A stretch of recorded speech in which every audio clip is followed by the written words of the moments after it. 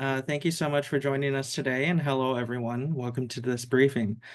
Voices of the Future, Why Democracy Feels Broken for Young Voters and What to Do About It.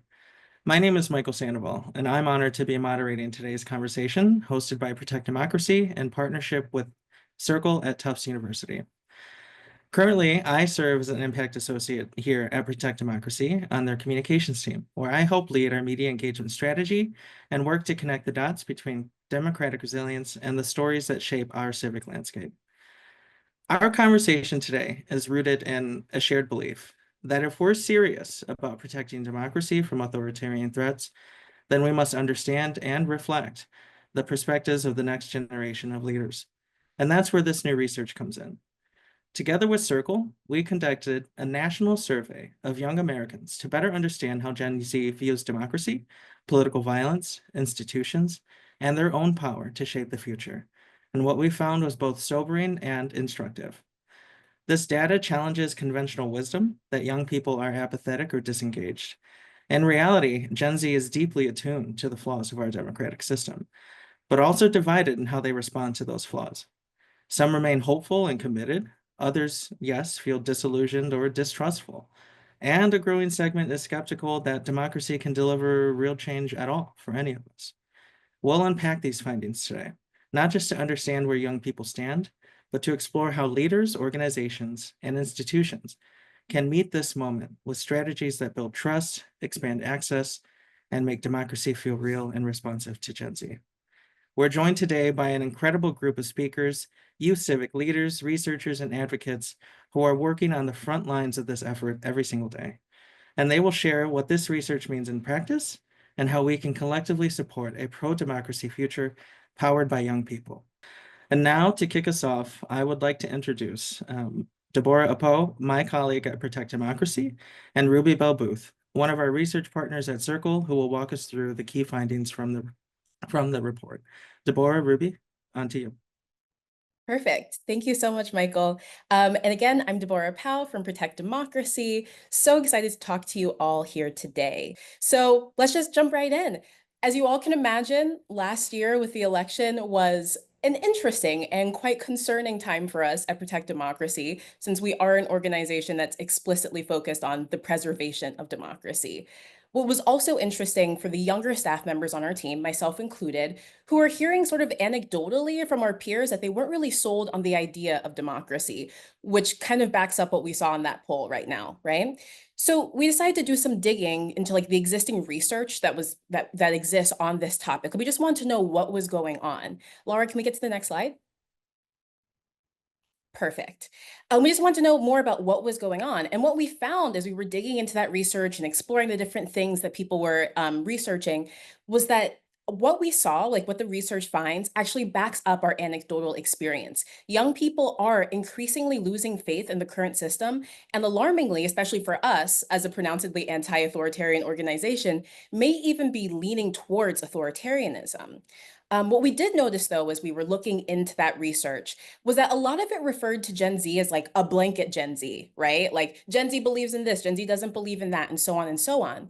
But as you'll see in our research, and what you've probably noticed in your own life, Gen Z is the most diverse generation in American history. So this just didn't make sense to us. Like, how could such a diverse group really be so monolithic in their thinking? We figured that to effectively engage members of this demographic in pro-democracy action, like in service of preserving and protecting our democracy, we needed a better understanding of how individuals within this demographic actually feel about democracy beyond the like blanket Gen Z, the monolithic thought. So at the same time, Circle was grappling with similar questions. So we decided to combine our efforts to see what we could learn together. And now I'm going to pass the mic over to Ruby from Circle to tell us a little bit more about our joint research. Thanks, Deborah. We looked into all these really big questions through a survey that happened at the end of 2024 after the election, specifically of 18 to 29-year-olds. And then my brilliant colleague, Sara Suzuki, conducted a type of advanced statistical modeling called latent profile analysis. Laura, can we go to the next slide?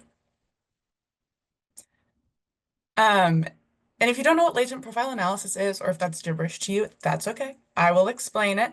Essentially, we took 6 key facets of young people's perception of democracy, which are on the next slide, and we used statistical modeling to create 3 distinct profiles where young people with similar views across these elements were clustered together. This kind of analysis allows us to look beyond if young people are merely for or against democracy and instead highlight some of the more complicated underlying dynamics and relationships that exist in young people's views. We then compared these 3 profiles by things like demographics and civic behaviors and media literacy and all these measures of how young people get engaged or think about their communities. And I'll toss it back to Deborah to give an overview of our findings.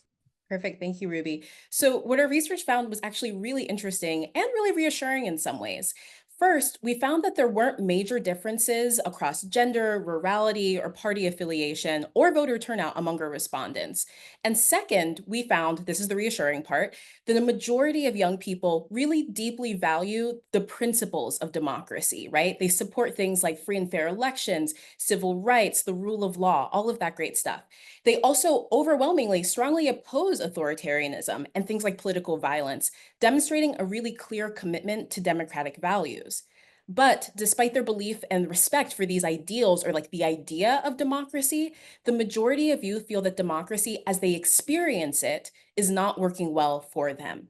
They express dissatisfaction with the system and cite specific concerns that democracy as it exists today cannot address the most pressing issues to their generation.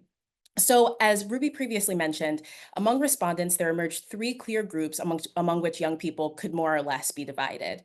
I'll tell you a little bit about those now. And as I do, I encourage you to think about where you as a young person or where the young people in your lives might fall into these distinct groups. And of course, for a more in-depth analysis, check out our report. Can we hit the next slide, Laura? Perfect. And then we can actually hit the next slide as well. Great. So to level set, I'll just tell you a little bit about how we named our profiles. Our profiles are named based on the relationship that respondents had to democracy, based on, again, those 6 facets that Ruby mentioned previously. So profile 1 holds what we term a passive appreciation for democracy. Individuals within this passive appreciation profile represent the majority of youth polled at 63% of respondents. Youth in this profile are least likely to be queer and the most likely to be conservative of all people polled.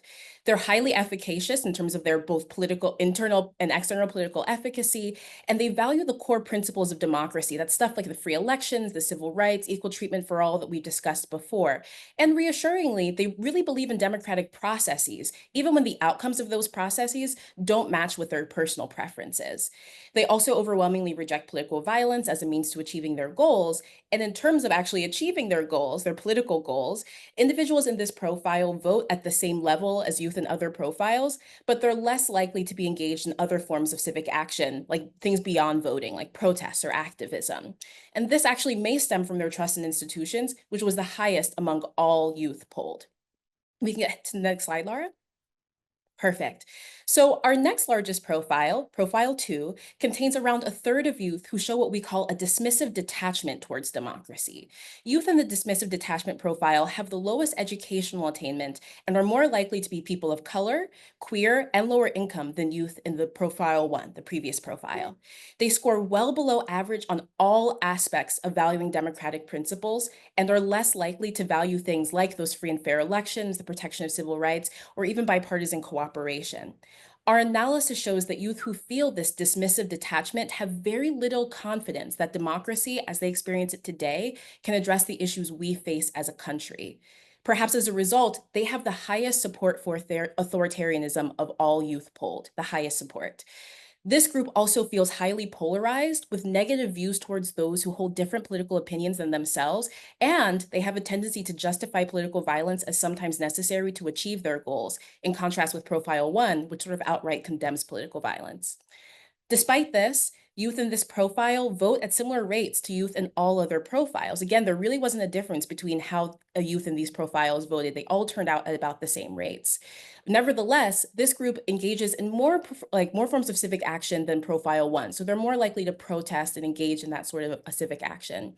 Yet still, they struggle with poor civic skills, they lack trust in institutions, they have a low media literacy, and they lack political efficacy, both internal and external, which limits their ability to participate more fully within their democracy. And we can go to the next slide. Perfect. And this is our last profile, our final profile. This group holds what we term a hostile dissatisfaction with democracy. Individuals in this hostile dissatisfaction profile are the most ideologically liberal of all polled and the most likely to be queer of all profiles. Representing 7% of youth, this profile reflects a really deep frustration with the current state of democracy. So these individuals really value democratic principles. They really get the idea of democracy and they support it, but they're disillusioned by the dysfunction they perceive in the system. So despite their dissatisfaction, they're still highly engaged in activism, including protests, things like that. And they score actually pretty high in political efficacy, both internal and external, and in media literacy. Again, demonstrating that belief that we see overall sort of within this generation that the idea of democracy is good, but there's like a simultaneous belief here that's not working properly. This profile really sort of sums that up. We can really see that here. Interestingly, this group also experiences the highest levels of political polarization of all people polled. So they're the most likely to fear becoming the victim of political violence. Interestingly, though, they're also the most likely to endorse political violence as a means to achieving their goals. So a lot going on there. I'm going to pass it back to Ruby now, who can tell us a little bit about what this all means and what the implications of this are for us. Thanks, Deborah. And Laura, if you could go to the next slide, that would be great. Our two teams were surprised by two things when this latent profile analysis gave us these three profiles. The first is that there's not a group of young people who have what we consider an ideal relationship to democracy. And second, there's no major differences by race, gender, and morality, and voting rates were relatively consistent across all three groups, meaning that all the profiles need support to get better engaged with our democracy and with their communities. And yeah, this means I have no scapegoat to offer you, and we don't have a messaging guide or one demographic group to invest in more between now and 2026. Like most work worth doing, there's really no easy answers here. Next slide, please. This research does support something that Circle has advocated for years. Strengthening democracy requires deeper investment and outreach to young people who lack opportunities to engage with civic life, including those without college experience or from low-income backgrounds. The dismissive detachment group is this huge group of young people who are peering over the edge of authoritarianism because they aren't seeing anyone advocate for how democracy can benefit them. And they have a pretty healthy skepticism towards a system that might feel like it's failing them. So in part, these young people need more access to opportunities to learn about democracy and civic life. Next slide, please.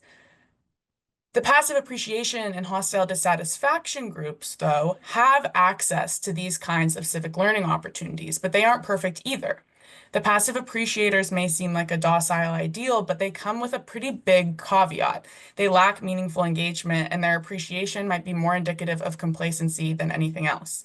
And on the next slide, you'll see that the hostile dissatisfaction group, the group of young people who are the most civically engaged, carry with them a really heavy sense of disillusionment, which frankly probably stems from having banged their head against our democratic system, trying to create some change within it, and coming up short every time. Their acceptance of political violence is certainly cause for concern, but it also may serve as a realistic reaction of young people who have been paying attention during a time when political violence has been on the rise. We can't expect young people to draw a line they won't cross when they see others crossing that same line all the time. Beyond just increasing access to civic life, these second two groups, or I guess the first and third groups, show that just like with the dismissive detachment profile, there is a pressing need to reform democracy to be more responsive and effective at meeting young people's needs. Across the board, as the next slide will show, young people need to be reminded of the power of their own voices, and that looks different for each group. For profile 1, that may be showing them the need for the active defense and strengthening of democracy, and showing them pathways for deeper engagement on the issues that really matter to them. For profile 2, it probably looks like providing greater access to civic learning opportunities that not only inform them about democracy, but work to rebuild that lost trust and efficacy. For profile 3, it may look like finally listening to them so they don't resort to political violence, or creating more pathways for young people to have a voice in decision making. A conclusion that would benefit every single one of these groups. If there's one thing each group needs, it's reforms to our democratic system, political parties, education system, and more to help young people feel more heard. So all this to say, we don't have a really flashy solution for a news headline or the perfect cocktail of podcasts to reach the young people who are most at risk for authoritarian influences. But we do have a pretty clear mandate to better align American democracy today with the democratic ideal that young people support. It was a really big job when these young people were taking our survey in November, and it's an even bigger job today. But the future of American democracy, I think, depends on us to take it on. Thank you so much, Deborah and Ruby, for providing us with that really in-depth and enlightening overview of the findings of the report. I think I speak for most people here. It's incredibly valuable to see the nuance in how Gen Z relates to democracy. Obviously not as a monolith, but as a generation with a wide range of beliefs, levels of trust, and approaches to engagement. And what really stood out to me is the complexity of the picture, how some young people, excuse me, are leaning in, some are tuning out, and others are pushing back against the system altogether. And yet across the board, there's this powerful undercurrent of agency, right? This belief that change is possible, even if the path forward isn't always clear. And with that in mind, I would like to introduce the next audience question. And if you can please scan that QR code on your screen to participate in this one. It is a short response question, and we hope that you do take a second to participate with us. And the question that you will be asked to respond to is this: in your organizations, student groups, and communities, how are you seeing these profiles show up in your work?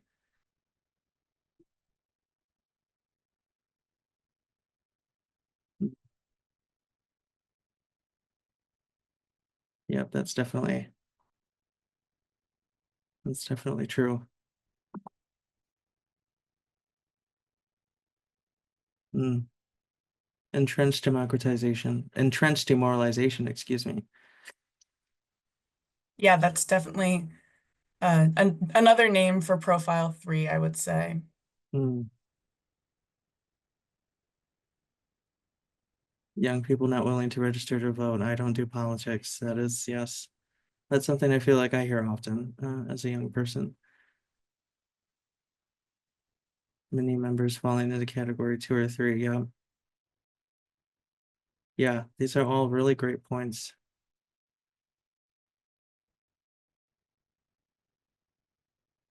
And Deborah and Ruby, before we move on, I haven't had a chance to take a look at this. Any quick insights? No worries if not. Definitely happy to keep the conversation going now. Thank you so much, everybody, for really participating in this. Yeah, I do feel like that is probably one of the things that ring true the most here is young people feel like they're not being listened to or supported. And that is definitely a big pain point here. Yeah, and I think I'll just jump in to add, you'll see this in the report as you guys take a look, but one of the things that we saw most from young people in their responses was the belief that they just aren't represented in government, right? I think that goes to like the feeling that their voices are not being heard. We heard a lot about this sort of like idea of a gerontocracy, right? Where it's like a much older representation within government. And I think that that resonates with me, a lot of the things that I'm seeing here as well. Okay. All right. Well, I think that was great. Thank you so much, everybody, for participating, and thank you for Ruby and Deborah for walking us through these findings. It was very enlightening. Now that we've had a chance to explore the data, we do want to shift into the heart of today's conversation, which is hearing directly from those who are working every day to engage young people in civic life. We are joined by a panel of youth civic leaders who will respond to the research and share how it resonates or doesn't with their lived experience on the ground. This is an opportunity to go a bit beyond the numbers and dig into what it really means to engage Gen Z in democracy, especially in a moment when trust in institutions is low and the stakes do feel so incredibly high. Each of our panelists brings a unique lens to this conversation. Hailie Addison is the Chief Programs Officer at BridgeUSA, where she supports student leaders across the country in building spaces for dialogue and depolarization on their campuses. Her work is rooted in helping young people navigate difficult conversations and bridge divides to foster a healthier democracy. Claudia Yoli Ferla is the Executive Director of Move Texas, a powerhouse youth organizing group mobilizing young people across the state. As a DACA and TPS recipient, Claudia brings a deep personal commitment to ensuring young Texans not only show up, but shape the future of our democracy. And Laura Hicks, my colleague at Protect Democracy, helps lead our youth and Gen Z engagement efforts and works across our constituency groups to equip, civil society leaders with tools to defend democracy in the face of autocratic threats.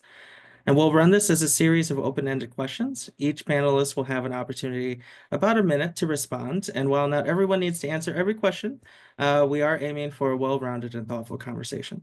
So following the panelist specific questions that I have for them, we will then open it up to all of you who are listening in to provide any questions that you have for the panelists or for our presenters earlier.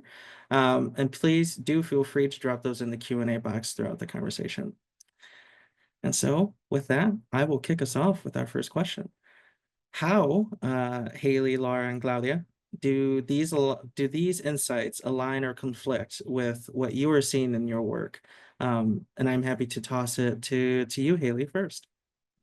Great. Thank you so much for having me. I'm very excited to be here and to be speaking on behalf of the work that I do at BridgeUSA.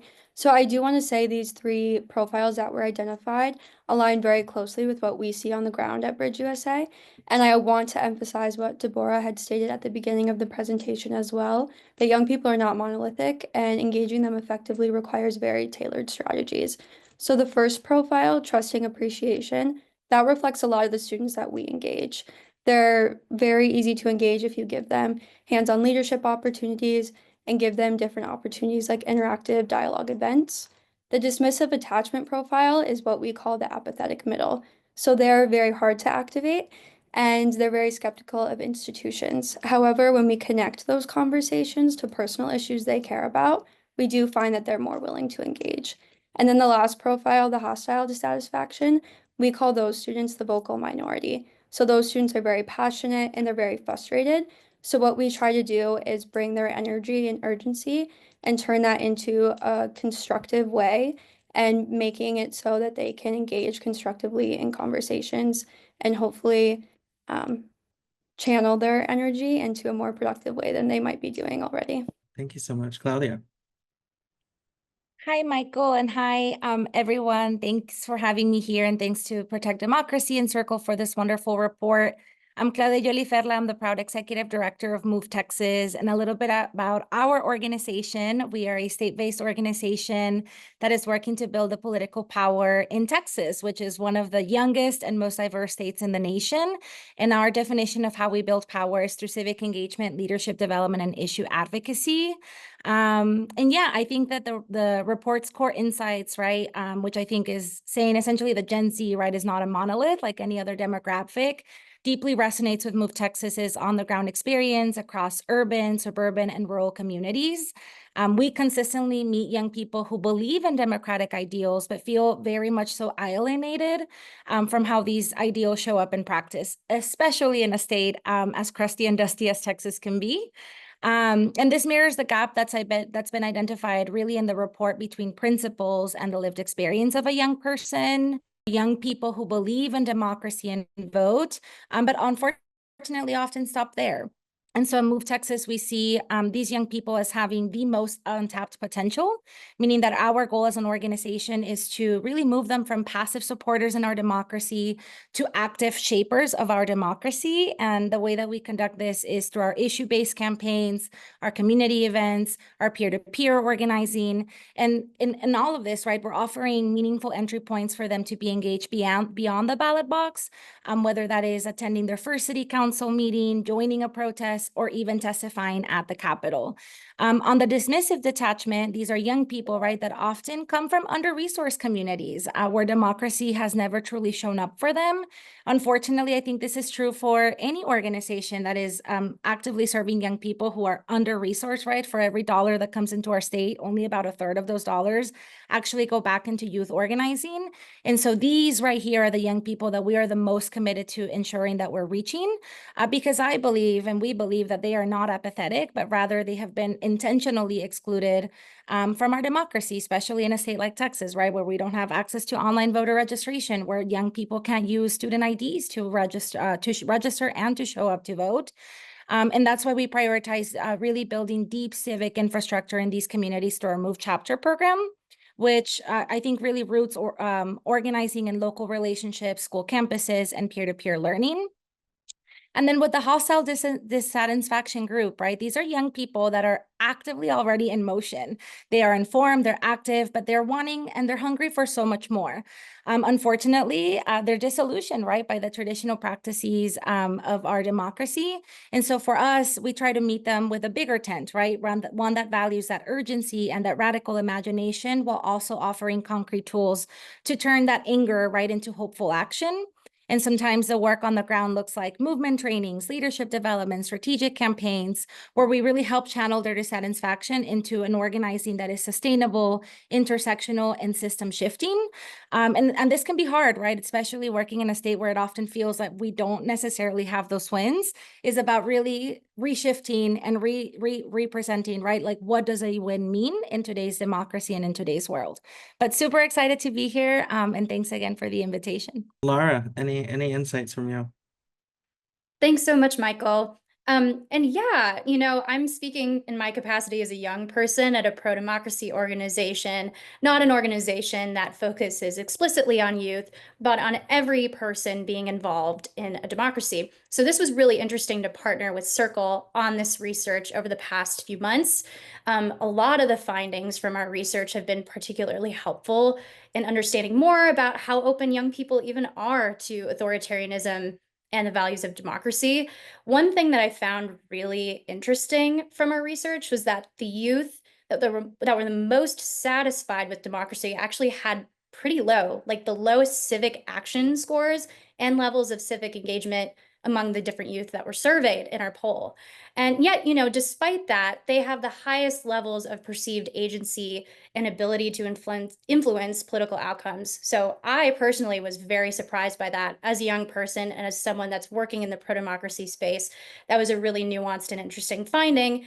And I feel like this insight could be particularly helpful for those that are trying to tailor youth engagement approaches, for organizations like ours within the pro-democracy movement that recognize the importance of an intergenerational democracy. So that was one observation. And then just lastly, too, very quickly, we at Protect Democracy, we believe that democracy is a system of government that gives us the power to choose our leaders, that it's built on fundamental civil liberties, and that it's really something that binds us together, regardless of whether we disagree on policy substance and implementation. And these are all things that autocracies are trying to limit and take away altogether.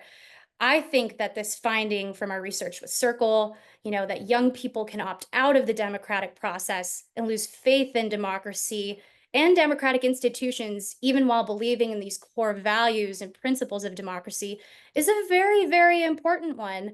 And it makes sense. Like, if we just take a second, put yourselves in the shoes of a young person that responded to our poll for a minute.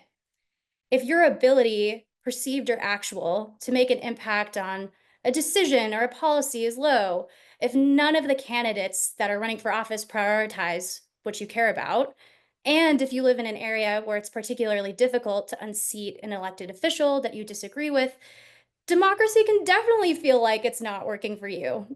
So anyway, I would really love for those working within the pro-democracy movement to wrestle with this more, because it's clear that young people don't feel like democracy in its current form is affording them sufficient power to choose. And there's more work to be done. That is such a great point, Laura. And I think that feeds well into this next question that I have specifically for our panelists who do work on the ground, Hailie and Claudia. So as we've had the chance to talk about today, our research findings indicate that civic development is critical, right, to how young people feel connected to and interested in democracy. What is, one or two strategies that have been most effective for you or your organizations in working with young people on civic or community building initiatives in your spaces of influence? And Claudia, you can definitely go first if you like. I'm off mute first. I'll kick it over to Hailie in a minute. But thanks, Michael. I think for us, the one or two strategies that have been the most effective, for sure, the peer-to-peer organizing model, right? Our leadership development trains young people to engage on their campuses and in their communities. And I think the most important thing to name, right, is that when young people are leading the work, it builds both trust, which I think is a major theme in the report, and also capacity for our movement. And it helps counter the detachment by building political efficacy from within. And then the second one, I think, is narrative and cultural organizing, right? Meeting young people where they're at, not just physically, like on a college campus or maybe in a community or where young people hang out, but also emotionally and culturally. I think that's where our movement sometimes goes wrong. For us, from joy-centered block parties to campaign-specific art builds, we create experiences that make democracy feel tangible, expressive, and affirming of a young people's lived realities. And if you're, watching this panel, I'd love to for y'all to just close your eyes for a second. And imagine a world where civic engagement is not a chore, but a celebration, right? Picture election days that are transformed into festivals of community, alive with music, art, food, and the joy of neighbors coming together to vote. I want you to envision policy discussions that are breaking out of crusty and dusty, my favorite words, crusty and dusty conference rooms, and into vibrant public spaces where everyone's lived experiences are welcomed and valued. Now, open your eyes, right? I think to me and so many of us that work in specifically the youth sector, this is not a utopian dream, but really, I think, a reality that we can meet through our organizing. Again, when we center the voices, the lived experiences, and the power of young people. And Hailie, kicking it over to you. I love that. That was great. And it's very similar to what my answer is going to be. So at BridgeUSA, we engage students and we teach them how to have conversations across lines of difference and make these communities on their campuses where there's not just one perspective and they're not living in an echo chamber. They're actually engaging with people with different perspectives and being friends with them and, hanging out with them outside of these discussions. So our most effective strategy is creating these spaces for dialogue across political divides. We have chapters of BridgeUSA at over 85 college campuses where students are leading and hosting moderated discussions on the most contentious issues of today. So they're trained to facilitate these face-to-face conversations, like Claudia was mentioning, and they engage with their peers who have different viewpoints than them. And we've actually found that when students are hosting these dialogues, other students are more likely to engage. I know a lot of the time faculty will come to us and they say, I can't get students in the room. And we've found that students really follow each other. So they're looking for these places of community on their campuses and they go where the other students are. And this method has really worked for us. We've engaged over 20,000 students. Last semester with the election, we engaged over 10,000 students. And this was things as simple as having election night watch parties and having debate watch parties and really just being around people who have different opinions than them and engaging in democracy in that way. So we've just found overall that when we give young people spaces to lead and engage, communities become less divided and more connected. And like I said, that's why our chapters are student-led, because it really empowers students to take ownership of the conversations, which fosters deeper civic engagement. And whether they're organizing events, facilitating discussions, or running the chapters, students also, they feel a deeper connection to democracy and also their local communities. So great, you guys. I just listening to you. I know we're just having a conversation, but it is filling me with so much hope for the future. And so thank you all. And I just before I move on to the next question that I have for our panelists, I do want to request anybody who's listening, if any of this brings up any questions that you want to ask and our full panel presenter Q&A, please do drop it in the chat right below. We are monitoring it and we will be sure to ask them if time permits. So thank you again, you guys. Moving on to question 3. looking at this research now, looking at how it's been applied in your work or how it is applied in your work, my question to all of you, our three panelists, is, what gaps still exist then in reaching Gen Zers in the three profiles identified in the report? And I can kick it to whoever would like to kick us off. I can start this time. Great. So I would say the most significant gap that we see is reaching the dismissive detachment youth. And this is because they feel disengaged and disillusioned with the system. They're honestly turned off by traditional civic programming because they don't feel like it's helping them. They're not represented. So they can it feels very out of touch to them, and it's very frustrating for them, I think. So to bridge this gap, I think it's super important to shift the narrative. So rather than focusing on like the vague democratic ideas, it might be better to highlight concrete local issues or things that they might really care about and let their voice be heard on campus through that avenue. And then the other group that's a little bit harder to reach as well is the hostile dissatisfaction group. And I think the challenge here is preventing their frustration from turning into extremism, so things like political violence. And I still think that their activism is very valuable, but they are more likely to disengage from democracy altogether or turn to radical tactics. So I think just providing an outlet for this energy, things such as advocacy training, grassroots organizing, that way they can really channel their passion productively. +1 to everything that Hailie shared. I think if we're breaking down the profiles, right, starting with the passive appreciation, I would argue the biggest gap is activation, right? These are young people that believe in our system, but lack that urgency. They trust institutions, but that trust sometimes can often turn into complacency. And so we need to create new pathways for civic action that move them from, again, those first-time voters into movement lifetime organizers. With a dismissive detachment, this is a group that lacks access and invitation, right? They often haven't had a chance to experience a democracy that's working for them. Maybe if they're in a state like Texas, they haven't experienced a democracy that is delivering wins or wins on issues that they most deeply care about. And the gap here is really, I think, something for us to think about, that, of how we essentially target the structural and relational piece of our organizing.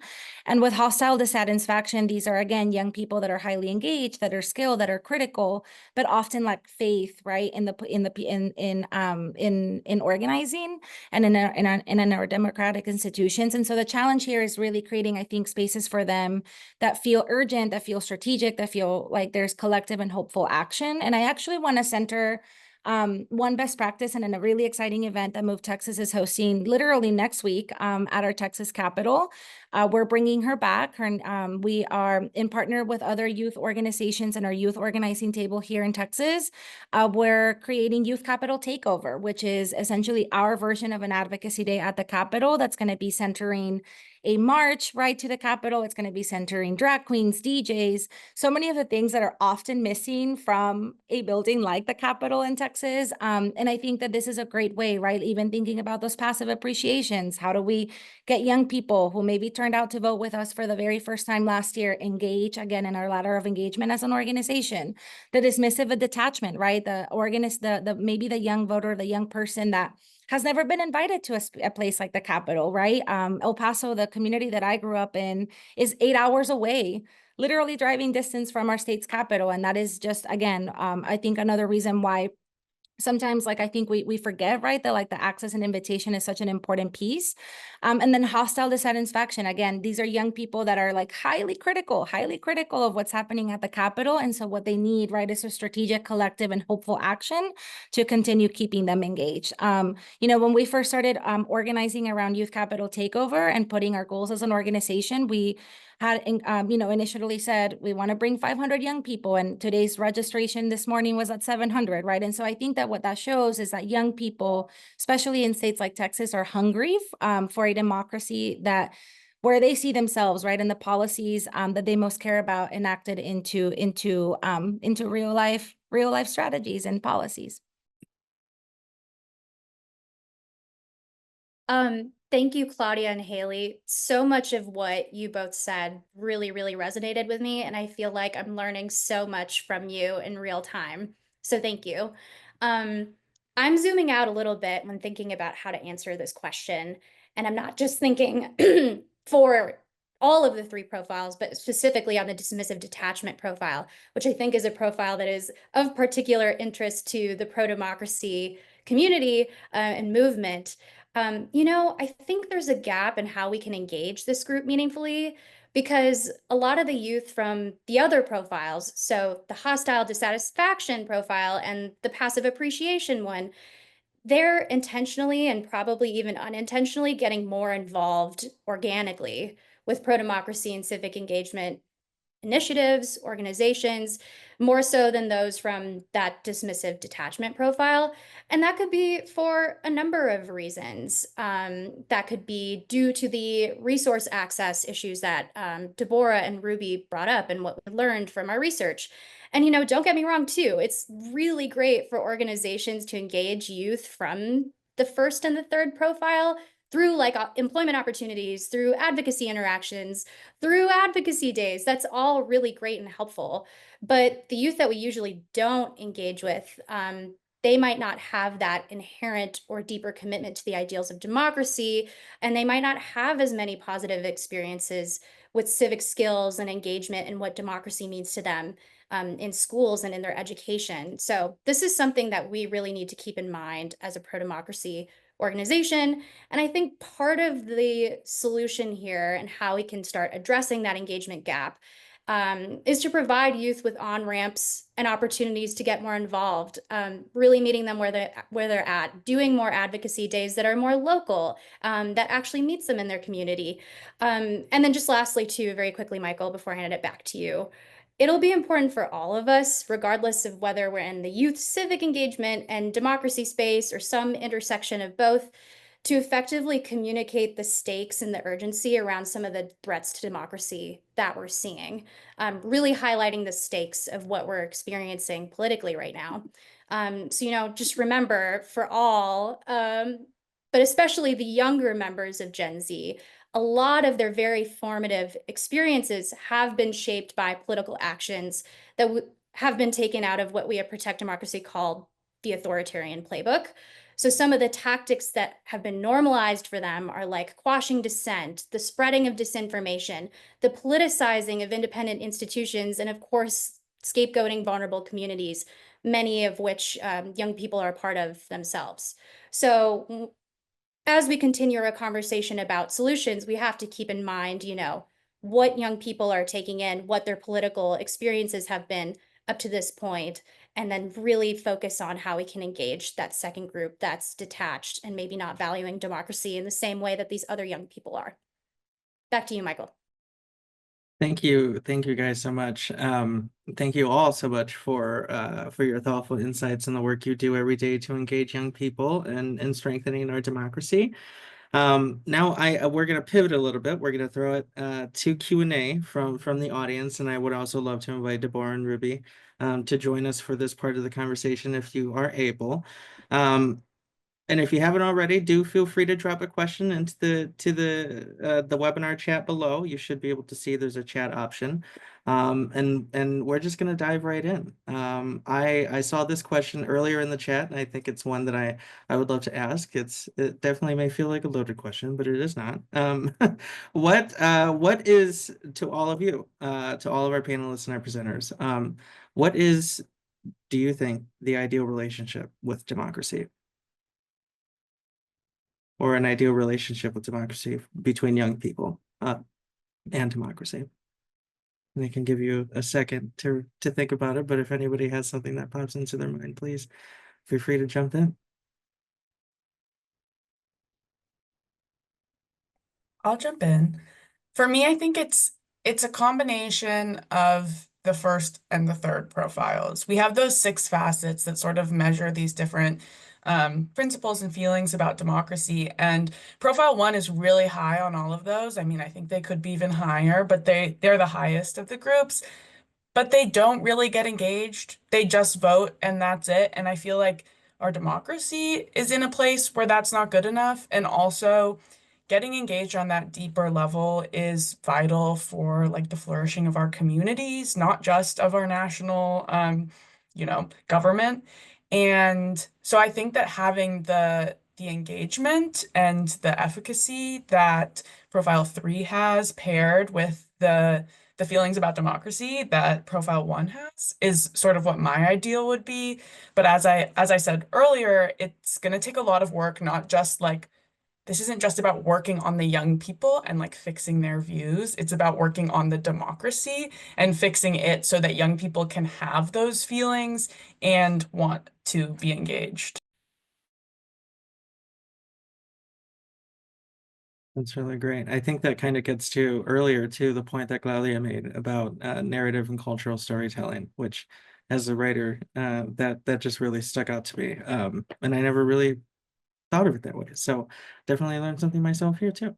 Another question for everyone, which I think is a great one, kind of getting at the generational aspect of this. Knowing that for this person who asked this question, they talk about what contributes to dissatisfaction for them is hearing how their parents talk about democracy and versus how this person experiences it. So, is there an element of sort of like reaching out to older generations, whether it's millennials or Gen Xers or boomers, and essentially sort of looping them in on these findings and sort of like bringing them along in this conversation as well?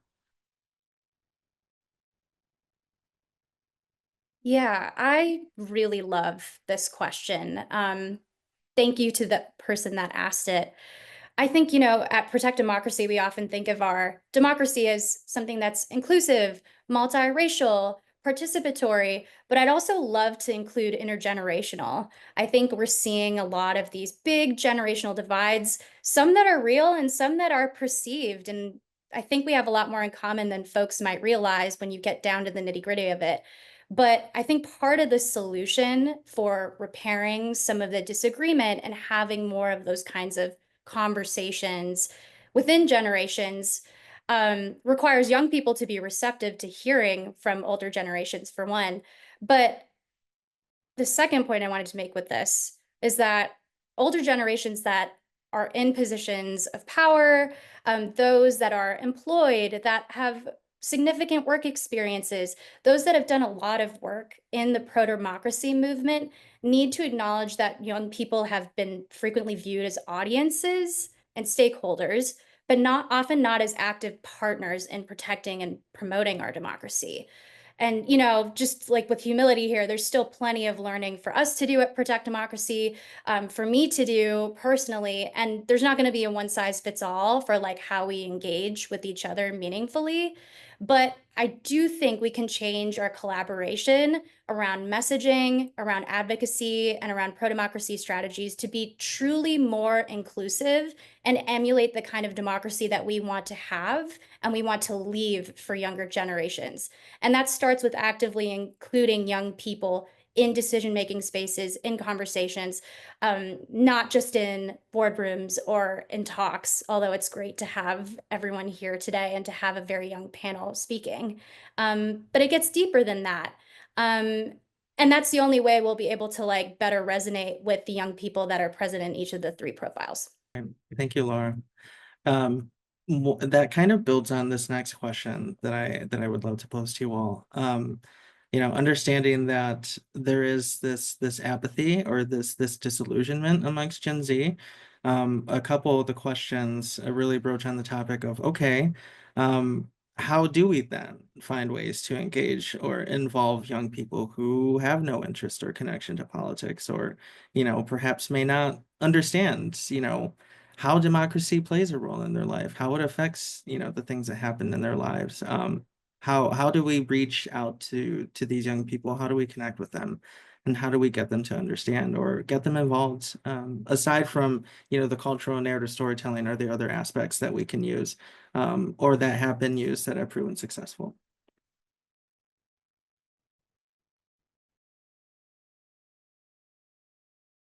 I can take this one.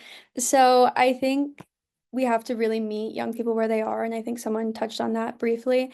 So part of this is being in spaces that Gen Z gathers, like things like TikTok and Instagram, and showing them on those platforms, like making this type of thing cool, I think is really the biggest thing. How do we make it appealing for Gen Z to want to care about this, to even want to learn about it. So if there's any civic organizations on this call, I think making civic engagement cool on social media is a really great place to start.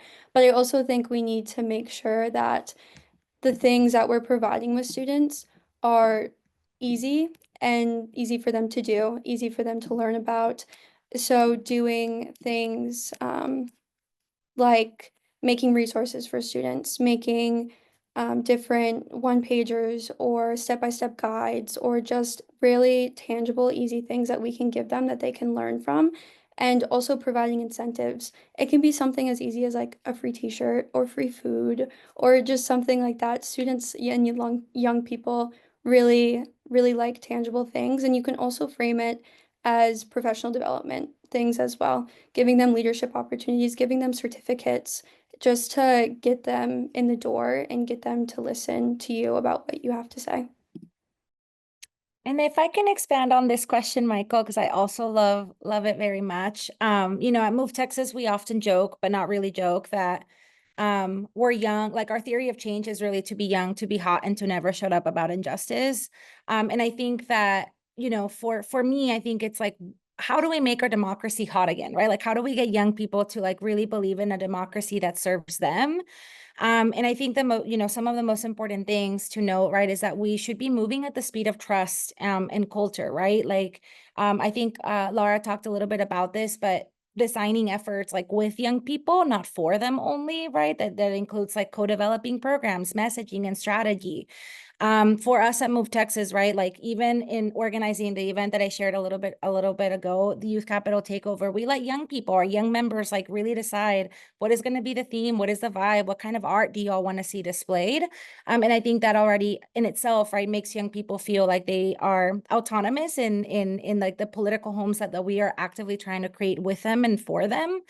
The most important, I think, another thing to note, especially if you are in a philanthropy space and joining us here, because I'd be a bad executive director if I didn't mention this, is also like thinking critically around how we invest in civic development ecosystems, right?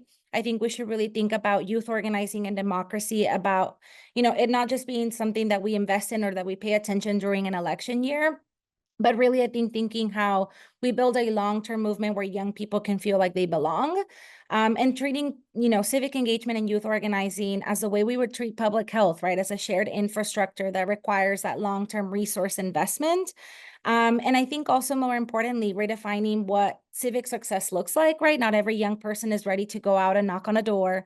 Not every young person is going to feel excited to go talk to a legislator, right? But success might look like them attending their first city council meeting, or attending their first, like, you know, student chapter meeting in their local community, or even maybe helping helping a friend registering to vote. And so again, meeting young people where they're at in their civic journey, I think, is a really important first step. Well, thank you all so much for this amazing conversation, for this discussion, for having the chance to share the insights of this report. I want to just extend a special, we're coming up on time, so I think I'm going to have to wrap this amazing conversation. I don't want to, but I'm going to have to. A special thanks to our panelists, Hailie, Claudia, and Laura, as well as our co-presenters, Deborah and Ruby, for sharing your experience and insight, and to our partners at Circle, of course, for grounding us in the data that sparked this conversation. We do hope today's briefing has offered both new insights and practical strategies for engaging young people in democracy, obviously not just as voters, but as leaders, organizers, and change makers. The voices of Gen Z are not only essential to the future of democracy, but they are shaping it right now. And as we close, I would love to just leave everyone with a thought that feels particularly relevant for this moment in time. Young people may not have created the world that we are inheriting, but it is now our responsibility to shape this world for those who come after us. And yes, the odds are great. In some ways, they may feel greater than they ever have. But we can and we must face this future with clarity, courage, and conviction, and I know we will. And that's what this work is ultimately about, equipping young people with the tools, the space, and the trust they need to lead all of us forward and build a democracy worthy of our continued belief and participation. And so with that, I ask that you keep an eye out for follow-up materials from today's event, including the full white paper, additional resources, a copy of this webinar, and ways to stay connected. thank you so much again for being here, for being a part of this moment with us. We really appreciate it. And let's keep this conversation going, y'all. I hope you all have a wonderful day. Thank you so much for joining.